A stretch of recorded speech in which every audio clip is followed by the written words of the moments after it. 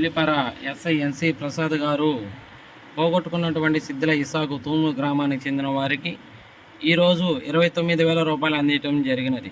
వివరాలకు వెళ్తే 17/3/2026 సాయంత్రం తూములూరు గ్రామానికి చెందిన అశ్విన్ రెడ్డి అనే విద్యార్థికి తూములూరు క్రాస్ రోడ్ వద్ద 29,000 రూపాయలు దొరికినవి.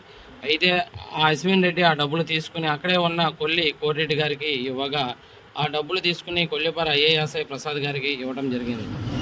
ఏఎస్ఐ ప్రసాద్ గారు వివరాలు తెలుసుకొని బాధితులకు ఇవ్వవలసిందిగా కోరడం అయింది. కొల్లి కోటిరెడ్డి గారు డబ్బులను పోగొట్టుకున్న బాధితుడు సిద్దిల ఇసాకు కొల్లిపర పోలీస్ స్టేషన్కి రాగా అడ్డోడు వద్ద సీసీ కెమెరాలను పరిశీలించి ఎస్ఐ ఎన్సి ప్రసాద్ గారు కవరులో డబ్బులు పట్టుకున్న విషయాన్ని గమనించి పూర్తిగా విచారించిన తర్వాత వాళ్ళకి అందించడం జరిగినది.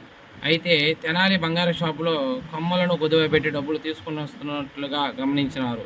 29,000 రూపాయలు బాధ్యతగా అందించినారు. అయితే వాళ్ళు సంతోషాన్ని వ్యక్తం చేస్తూ కొల్లిపర ఎస్ఐ ఎన్సి ప్రసాద్ గారిని, అశ్విన్ రెడ్డి గారికి, కొల్లి కోటిరెడ్డి గారికి ధన్యవాదాలు తెలియజేయడమైనది.